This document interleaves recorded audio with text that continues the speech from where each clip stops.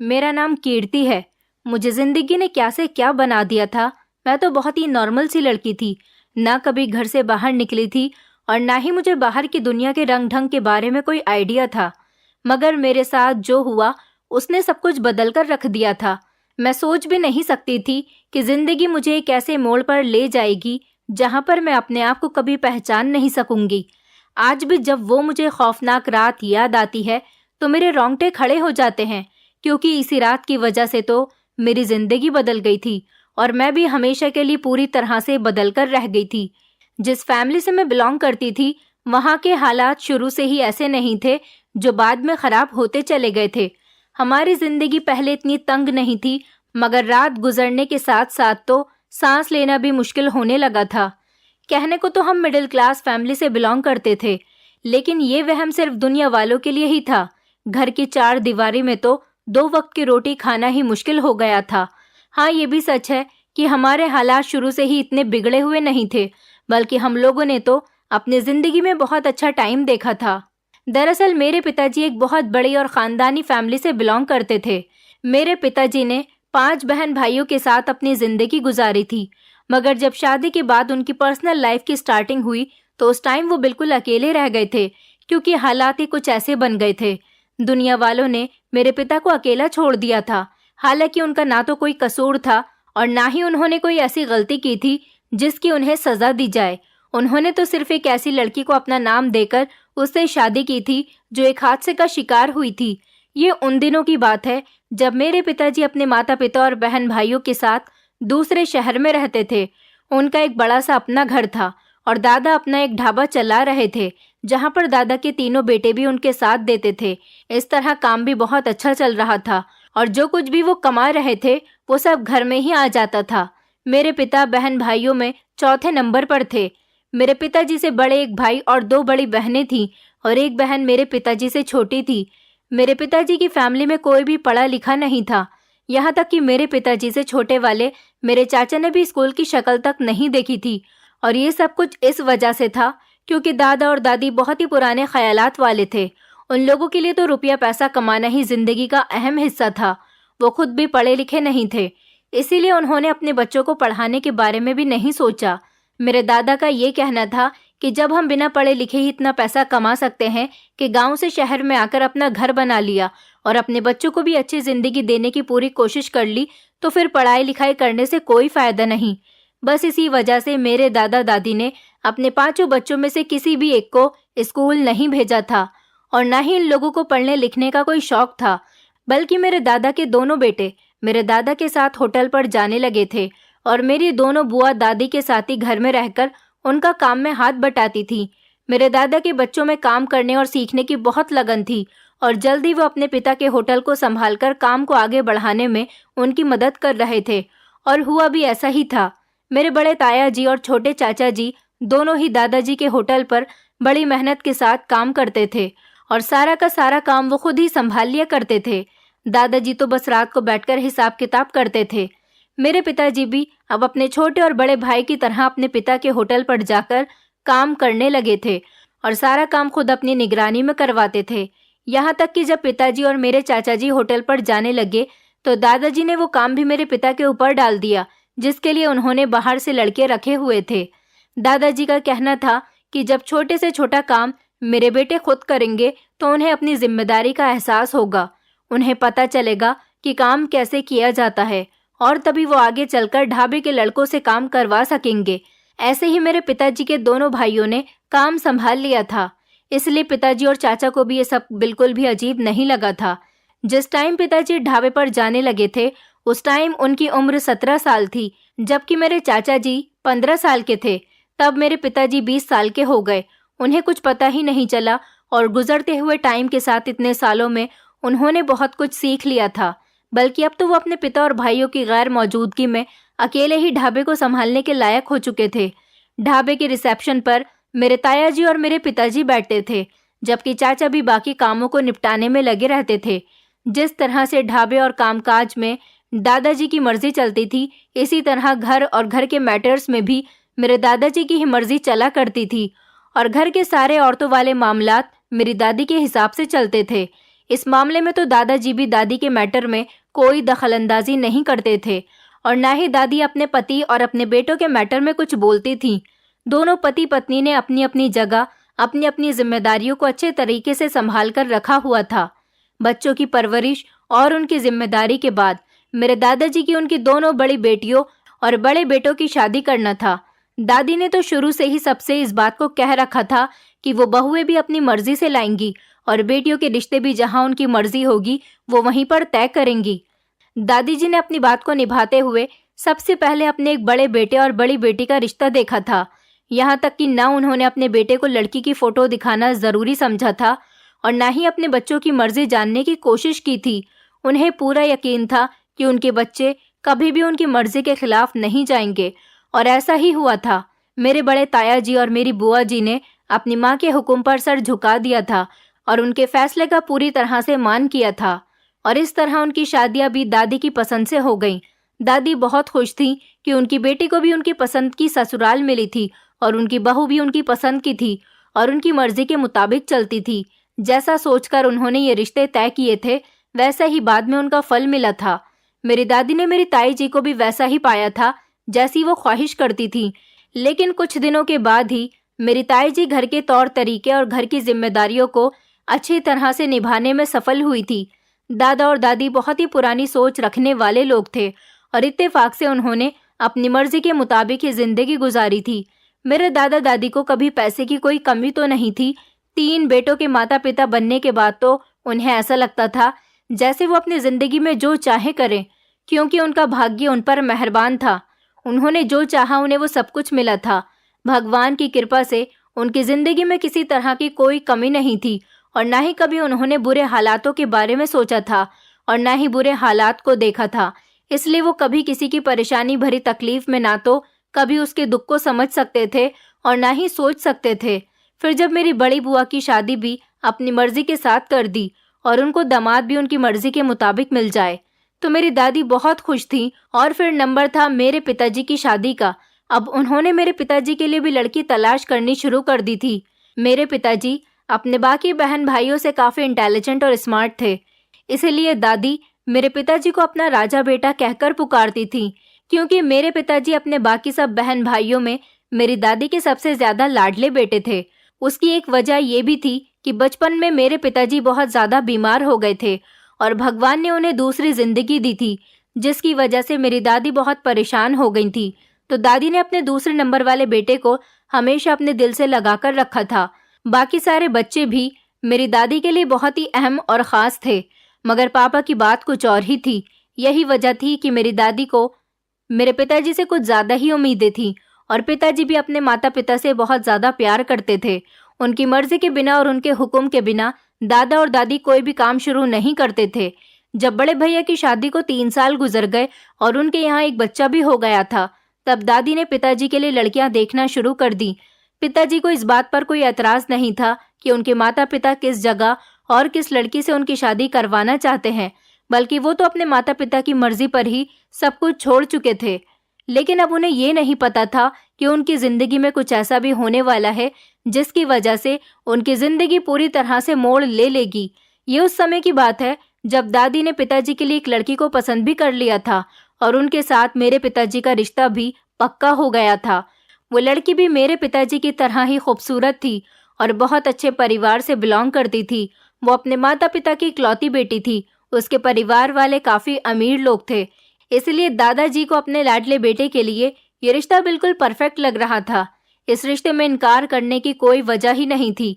बड़ी खुशियों के साथ मेरे पिताजी का रिश्ता मेरी मम्मी के साथ फिक्स हो गया था और उसके बाद उन दोनों की खुशी खुशी एंगेजमेंट भी हो गई थी।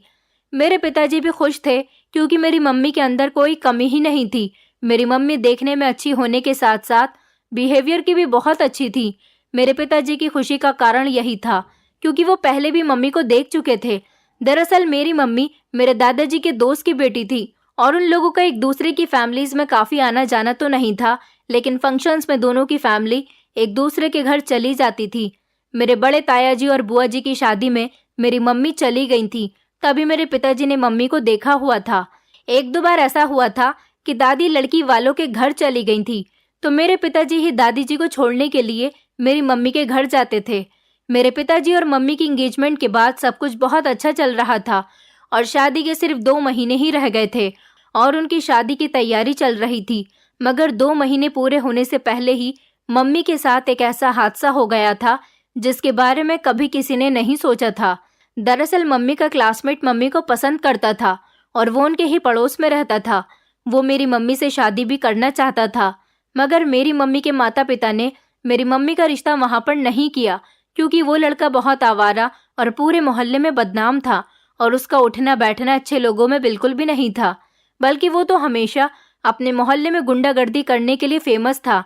इसलिए मेरे नाना नानी ने मेरी मम्मी का रिश्ता मेरे पिताजी के साथ फिक्स कर दिया था, ताकि उनकी बेटी का घर एक अच्छी जगह और अच्छे परिवार में बस जाए। मगर ये बात उस लड़के को हजम नहीं हुई थी और उसने एक दिन मौके का फायदा उठाते हुए मेरी मम्मी को किडनैप कर लिया था। जिस घर से जवान बेटी गायब हो जाए, वहां पर लोगों की उंगलियां बड़ी जल्दी उठ जाती हैं। लोग तसल्ली भले ही दें, लेकिन बदनामी हमेशा के लिए भाग्य बनकर रह जाती है। हालांकि जब मम्मी को किडनैप किया गया था तो उसके 2 दिन बाद ही मेरे नाना मम्मी को ढूंढकर उन्हें अपने घर पर लेकर आए थे, क्योंकि जिसने मेरी मम्मी को किडनैप किया था उसका पिता काफी इज्जतदार आदमी था। उन्होंने मेरे नाना जी का साथ दिया था और अपने बेटे के खिलाफ खड़े होकर मेरी मम्मी की न सिर्फ इज्जत बचाई, बल्कि मेरे पिताजी के सामने पूरे मोहल्ले के आगे हाथ जोड़कर माफी भी मांग ली थी और ये भी एक्सेप्ट कर लिया था कि ये गलती उनके बेटे की थी। मगर कोई भी इस बात पर यकीन नहीं कर रहा था कि जिस तरह से मेरी मम्मी गई थी वैसे ही वापस लौट आई है, और ये खबर मेरे दादा दादी तक भी पहुंच गई थी। जब मेरे दादा और दादी को ये बात पता चली तो वो मम्मी के घर वालों के पास उनसे मिलने के लिए और हमदर्दी जाहिर करने के लिए चले तो गए थे, लेकिन अब वो यहाँ पर मेरे पिताजी का रिश्ता करने को बिल्कुल भी तैयार नहीं थे। हालांकि मेरी नानी ने रो रो कर मेरी दादी के सामने अपनी बेटे के पवित्र होने की कस्में भी खा ली थी और मेरी दादी को हर तरह से यकीन दिलाने की कोशिश कर रही थी। मगर दादी का फैसला नहीं बदला था। उनका कहना था कि ये सच है कि तुम्हारी बेटी की इज्जत पर आंच नहीं आई है, मगर वो 2 दिन तक घर से बाहर ना जाने किस हाल में रही और लोग कभी भी इस बात को नहीं भूल सकते कि तुम्हारी बेटी 2 दिन के लिए घर से गायब हो गई थी। ऐसी माओं की वजह से आगे चलकर उनके बच्चे और खास तौर पर उनकी बेटियों की जिंदगी पर बहुत बुरा असर पड़ता है। इसलिए दादी ने इस रिश्ते से साफ साफ इनकार कर दिया था। मगर मेरे पिताजी अपनी मंगेतर को इन बुरे हालात में अकेला छोड़ने पर तैयार नहीं थे। उन्हें न सिर्फ मेरी मम्मी की पवित्रता पर यकीन था, बल्कि वो हर हाल में उनका साथ देने के लिए तैयार थे। जब दादा दादी ने पिताजी की बात नहीं मानी तो पिताजी ने खुद मेरे नाना के पास जाकर मेरी मम्मी से शादी करने की बात कह दी थी और नाना भी अपनी इज्जत के हाथों मजबूर हो गए थे। उन्होंने खुद मेरी मम्मी की शादी मंदिर में मेरे पिताजी के साथ करवा दी थी। दादा और दादी को उस वक्त पता चला जब ये शादी हो चुकी थी। पहले तो उनकी इज्जत का सवाल था, लेकिन अब बात ईगो पर आ चुकी थी। दादा और दादी ने झुकना गवारा नहीं किया और बेटे के साथ साथ बहू को भी घर आने के लिए मना कर दिया था। मेरे पिताजी ने अपने माता पिता की मर्जी के खिलाफ जाकर इतना बड़ा कदम उठा तो लिया था, लेकिन इस पर उन्हें पछतावा बिल्कुल भी नहीं था, क्योंकि उन्होंने मेरी मम्मी को पूरे दिल के साथ एक्सेप्ट किया था। मम्मी ने भी पिताजी को यकीन दिलाने की कोशिश की थी कि उनकी इज्जत पर कोई भी आंच नहीं आई थी। तो पिताजी ने उन्हें कहा कि आइंदा कभी भी जिंदगी में ये बात दोबारा मत कहना, क्योंकि मुझे तुम पर पूरा भरोसा है, इसलिए मैं तुम्हारे साथ खड़ा हुआ हूँ। नाना और नानी के लिए बहुत बड़ी बात थी कि उनके होने वाले दामाद ने इतना सब कुछ होने के बावजूद भी एक अच्छा और एक नेक इंसान होने का सबूत दिया था। वो इस बात से परेशान थे कि पिताजी के घर वाले उनसे नाराज हो गए थे, मगर मेरे नाना नानी को अपनी बेटी के फ्यूचर को लेकर ज्यादा कोई फिक्र नहीं थी, क्योंकि नाना का अपना कारोबार था। उनके 2 होटल थे जिनसे उनकी काफी सारी कमाई होती थी, जिनमें से एक वो खुद चला रहे थे और दूसरे का पैसा भी उनके पास उनके बैंक अकाउंट में आता था। मेरी मम्मी तो वैसे भी मेरे नाना नानी की इकलौती औलाद थी। मेरे नाना का जो कुछ भी था वो सब कुछ मेरी मम्मी का ही तो था। इसलिए मेरे नाना ने मम्मी को अपने घर पर रहने के लिए ही कहा और अपना सब कुछ मम्मी के नाम पर कर दिया। मेरे पापा अपने ससुराल में रहना तो नहीं चाहते थे, मगर वो ये भी देख रहे थे कि उनके हाथ अब बिल्कुल खाली हैं, उनके पास कुछ नहीं बचा। और फिर मेरे पिता ऐसे भी नहीं थे कि पत्नी के माता पिता को अकेला छोड़ दें, इसलिए उन्होंने भी घर दामाद बनना एक्सेप्ट कर लिया था और नाना के साथ उनके बिजनेस को संभालने में लग गए थे। दूसरी तरफ मेरे दादा और दादी को इस बात पर बहुत गुस्सा आ रहा था, खास तौर पर दादी को, जो कि अपने लाडले बेटे से बहुत ज़्यादा गुस्सा थी।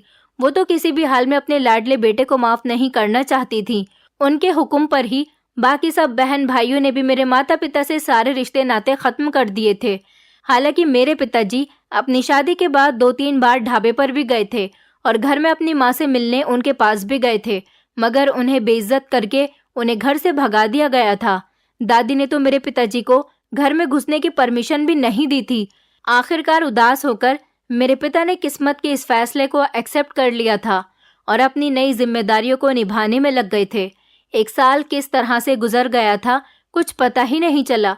उसके बाद मेरी बहन इस दुनिया में आ गई। मेरी बहन के जन्म के कुछ महीने बाद ही मेरे नाना की मौत हो गई थी, तो दोनों होटल की जिम्मेदारी अब मेरे पिताजी पर आ गई थी।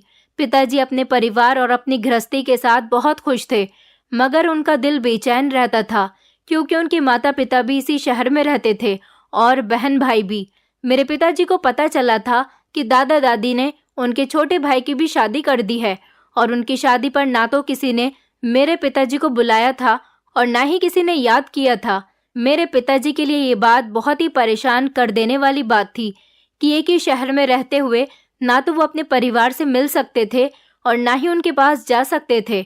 हालांकि कई बार किसी न किसी जगह पर मेरे पिताजी का सामना अपने भाइयों के साथ कभी कभी हो जाता था, लेकिन वो लोग भी मेरे पिताजी से मुंह फेर कर चले जाते थे। इसलिए मेरे पिताजी ने फैसला किया कि वो इस शहर को छोड़कर कहीं और चले जाएंगे। उन्होंने मेरी मम्मी और नानी से ये बात कही तो वो दोनों पिताजी की बात पर राजी हो गई थी। उनका कहना था कि जैसे आपको ठीक लगे वैसा ही कर सकते हो।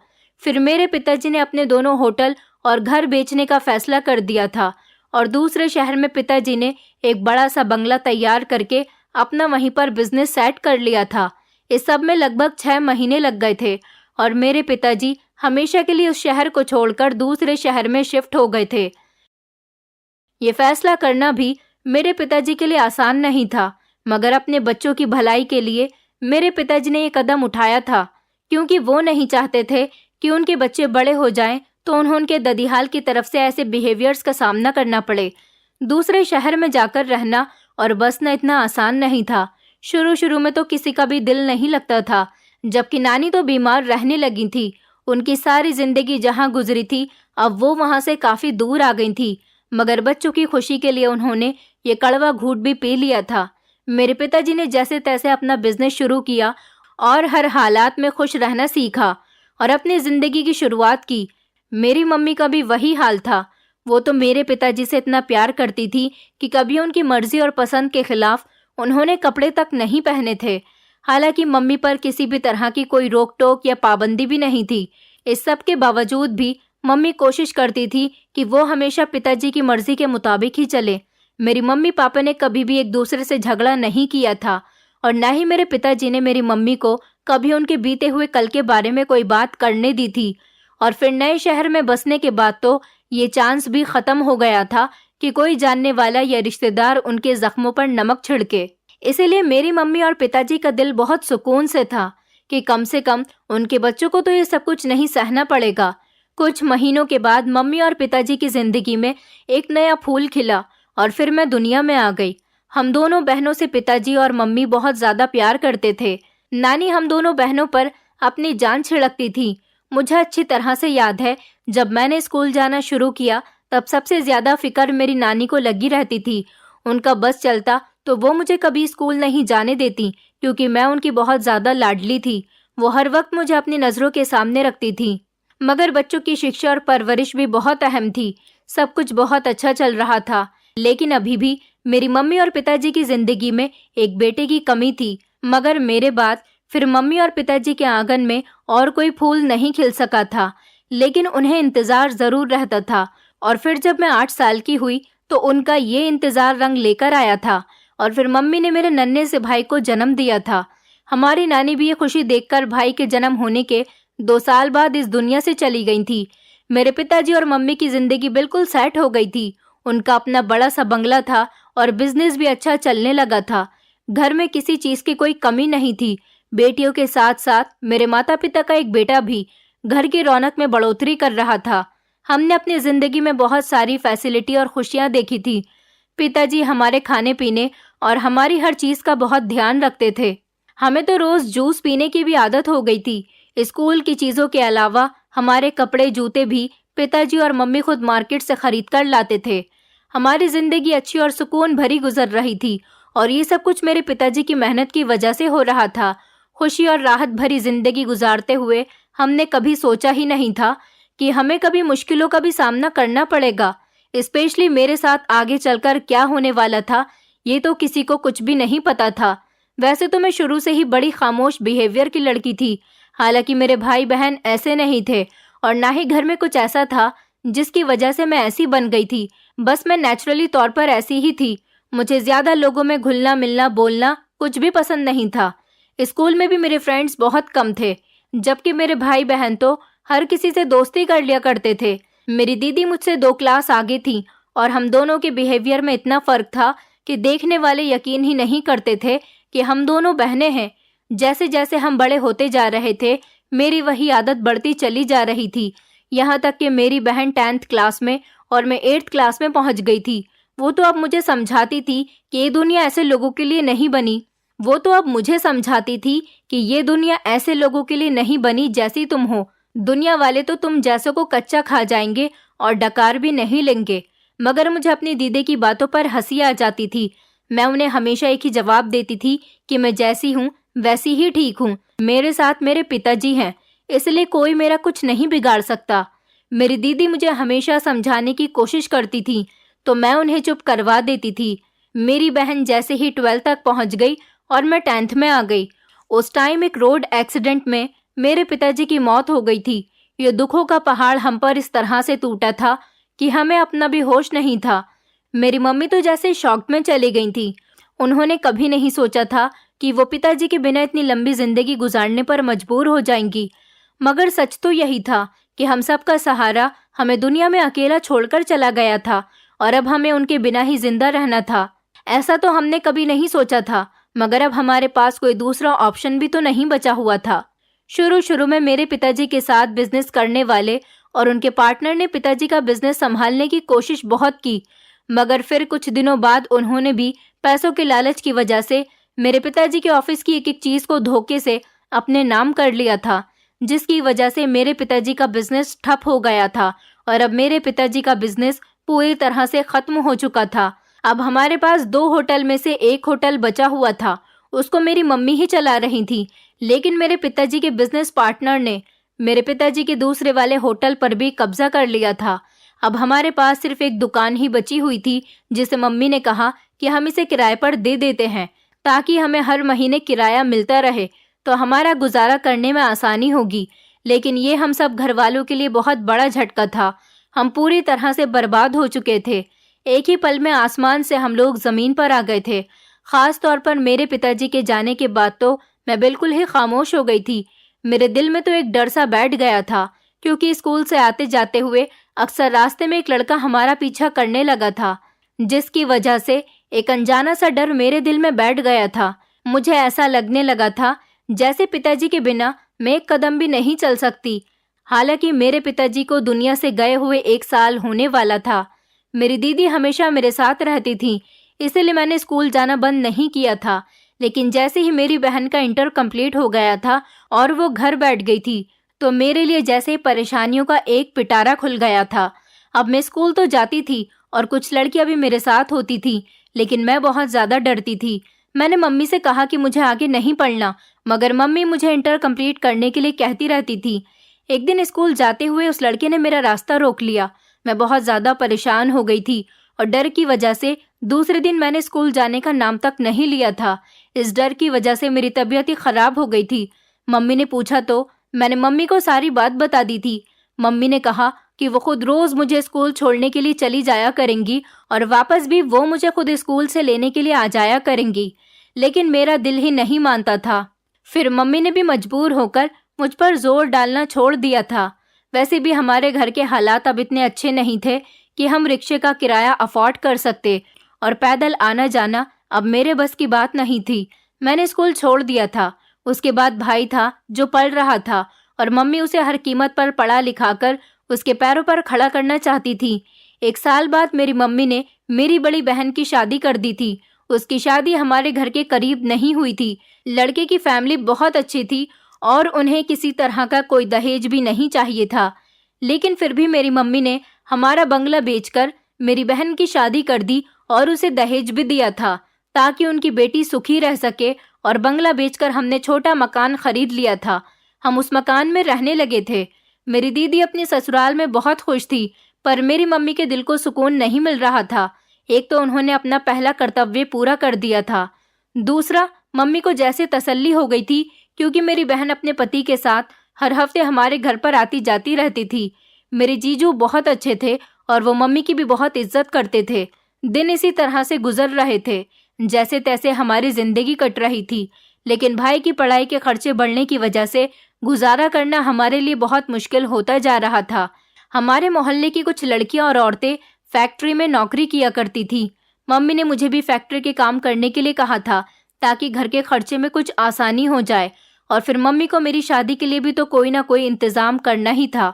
पहले तो मैंने मम्मी को साफ मना कर दिया कि मैं घर से बाहर निकलकर नौकरी नहीं कर सकती, लेकिन मम्मी ने मुझे समझाया कि जो काम वो मेरे लिए बता रही है वहाँ पर सारी औरतें और लड़कियाँ ही काम करती हैं और फिर मुझे वहाँ जाने में भी कोई परेशानी नहीं होगी, क्योंकि फैक्ट्री की गाड़ी रोजाना रोड पर आ जाती थी और गली की सारी औरतें और लड़कियां वहीं से जाकर गाड़ी में बैठ जाती थीं। फिर मैंने मजबूर होकर नौकरी के लिए हाँ कर दी थी। तो मम्मी ने मोहल्ले की एक औरत से बात करके मुझे भी फैक्ट्री में काम करने के लिए भेजना शुरू कर दिया था, जहाँ पर लेडीज कपड़ों का काम होता था, जिसमें औरतें और लड़कियों के अलग अलग तरह के यूनिट अलग अलग काम करते थे। काम तो इतना ज्यादा मुश्किल नहीं था, इसलिए मैं जल्दी ही सीख गई थी। वहाँ का माहौल भी बहुत अच्छा था। सारी औरतें और लड़कियां बहुत ही बेफिक्री के साथ काम कर लेती थीं। लेकिन मेरे लिए प्रॉब्लम ये थी कि फैक्ट्री का सुपरवाइजर एक मर्द था। हालांकि मैं सोच रही थी कि सुपरवाइजर भी औरत होगी तो मुझे बिल्कुल भी किसी मर्द से बातचीत नहीं करनी पड़ेगी। पहले तो मैं बहुत घबरा गई थी, लेकिन जब सुपरवाइजर ने बड़ी इज्जत और तरीके से मेरे साथ बातचीत की तो ये डर भी मेरे दिल से निकल गया था। वैसे भी सुपरवाइजर दिन में सिर्फ 1-2 ही चक्कर लगा लिया करते थे और सारा काम देखकर चले जाते थे और हर महीने हमें सैलरी देने के लिए अपने ऑफिस में बुलाया करते थे। वहां पर भी 5-5 लड़कियां करके ऑफिस में जाया करती थी। इसलिए धीरे धीरे मेरे दिल से डर निकलने लगा और काम करते हुए मेरा दिल भी लग गया था और हर महीने मुझे अच्छी खासी सैलरी भी मिल जाती थी। ये अपनी मर्जी थी कि आप 1 हफ्ते में पैसे लो या फिर 1 महीने में। शुरू के दिनों में तो हफ्ते में पैसे दिया करते थे, मगर मम्मी ने कहा कि तुम 1 महीने बाद ही पैसे लिया करो, ज्यादा अच्छा रहेगा। तो इसीलिए मैंने महीने में सैलरी लेनी शुरू कर दी थी। मुझे फैक्ट्री में काम करते हुए 5 महीने हो गए थे। घर से किसी न किसी औरत या लड़की के साथ मैं रोड पर चली जाती थी और वहां से फैक्ट्री की गाड़ी में बैठकर मैं फैक्ट्री आ जाती थी। काम भी सारी औरतों के बीच ही होता था और इन सब लोगों के साथ मिलकर मैं आराम से अपनी नौकरी करती रही। मेरी मम्मी को भी मेरे काम करने से घर के खर्चे में काफी मदद मिल रही थी। मुझे नौकरी करते हुए जब 1 साल हो गया तो एक दिन मम्मी ने मुझसे शादी की बात कह दी। मैंने मम्मी को ये कहकर मना कर दिया कि अगर मैं इतनी जल्दी शादी कर लूंगी तो आपके साथ घर के खर्चे में आपकी कौन मदद करेगा। अभी तो मेरा भाई 8th क्लास में ही था। मेरी बात सुनकर मम्मी भी खामोश हो गई थी, मगर मैं जानती थी कि मेरी मम्मी मेरा रिश्ता देखे बिना बाज नहीं आएंगी, क्योंकि वो चाहती थी कि मैं भी दीदी की तरह जल्दी ही अपनी ससुराल की हो जाऊं। क्योंकि मम्मी को लगता था कि जवान बेटियों को संभालना और घर में बिठा के रखना बड़ा मुश्किल काम है। मम्मी हमेशा से मुझसे कहती थी कि तुम दोनों बहनों की शादी करने के बाद मैं अपने बेटे के साथ जैसे तैसे वक्त गुजार लूंगी और उसे पढ़ा लिखा कर किसी काबिल बना दूंगी, फिर मेरी जिंदगी की सारी परेशानियां भी खत्म हो जाएंगी। मगर मम्मी ये नहीं समझती थी कि मैं उन्हें अकेला नहीं छोड़ना चाहती थी। मुझे अपनी मम्मी को अकेला छोड़ने के बारे में सोचकर ही डर लग जाता था। मैं ये नौकरी करते हुए हालात से तो जंग लड़ ही रही थी, मगर ये जंग मैं अपने साथ भी लड़ रही थी, क्योंकि इतने महीने गुजारने के बावजूद भी मेरे अंदर बिल्कुल भी कॉन्फिडेंस पैदा नहीं हुआ था। सुपरवाइजर से अभी तक बात करते हुए मैं बहुत ज्यादा झिझकती थी और जब इंचार्ज से बात करनी पड़ जाती थी तो मेरे हाथ पैर ठंडे पड़ जाते थे और मेरा शरीर बुरी तरह से कांपने लगता था, क्योंकि वो सुपरवाइजर जैसा लगता था वैसा नहीं था। उसकी नज़र में कुछ तो अजीब सा था, मुझे बेचैन कर जाता था। मेरा दिल चाहता था कि मैं इंचार्ज के सामने ना जाऊं, मगर नौकरी करते हुए तो न दिल की सुनी जाती है और ना ही मानी जाती है। मैंने जब से नौकरी शुरू की थी, मैं हमेशा ही दिन की शिफ्ट में काम किया करती थी और मैंने कभी ओवर टाइम भी नहीं किया था। हमारे यूनिट का सुपरवाइजर भी शायद इस बात को समझता था कि मैं कभी ओवर टाइम नहीं करती, इसलिए उसने कभी मुझे नाइट शिफ्ट करने के लिए नहीं कहा था और ना ही ओवर टाइम की एडवाइस देता था। जबकि मेरे साथ काम करने वाली काफ़ी सारी लड़कियां नाइट शिफ्ट भी करती थी और ओवर टाइम करना भी पसंद करती थी, क्योंकि उससे उनको ही फ़ायदा होता था और सैलरी में उनको पैसे बढ़े हुए मिलते थे। मगर इंचार्ज ने एक दिन बाकी सारी लड़कियों के साथ साथ मुझे भी ओवर टाइम करने की एडवाइस दी और ये बात उन्होंने मुझे अलग से अपने ऑफिस में बुलाकर कही थी। उन्होंने ओवर टाइम के साथ जो सैलरी मुझे बताई, उसे सुनकर तो मैं हैरान रह गई थी, क्योंकि मुझे पता था कि ओवर टाइम पर कितने पैसे मिलते हैं, लेकिन वो मुझे ज़्यादा पैसों की ऑफ़र कर रहा था। फिर उसने खुद ही मुझे बताया कि सुपरवाइज़र ने मुझे तुम्हारे घर के हालात के बारे में बताया है। तुम्हारे पिता नहीं है, घर में कोई कमाने वाला नहीं है और तुम्हारा भाई भी छोटा है। इसीलिए मैंने फैक्ट्री के मालिक से बात की कि हमें कुछ ज़रूरतमंदों के साथ ज़्यादा अच्छे तरीके से चलना चाहिए, तभी तो मैं तुम्हें इतना ओवर टाइम ऑफ़र कर रहा हूँ। ये बात सुनकर तो मैं खामोश हो गई थी, क्योंकि इस बात के बाद तो शक की कोई गुंजाइश ही नहीं बची थी। लेकिन उसने मुझे मना किया था कि मैं अपने ओवर टाइम के पैसों के बारे में किसी को भी ना बताऊं, क्योंकि इस तरह बाकी लोग भी ज़्यादा पैसों की डिमांड करेंगे। उनकी ये बात भी ठीक थी, इसलिए मैंने किसी से भी इस बारे में कुछ नहीं कहा था और ओवर टाइम करने के लिए मान भी गई थी। हाँ, लेकिन मम्मी को ये सब बता दिया था। मम्मी ने कहा कि ठीक है, ओवर टाइम करने में कोई परेशानी नहीं है, लेकिन तुम अकेले वापस नहीं आओगी। मैं तुम्हारे जीजू से इस बारे में बात करूंगी, वो तुम्हें घर छोड़ जाया करेंगे, यही ठीक रहेगा। मैं अपनी मम्मी की बात सुनकर खामोश हो गई थी।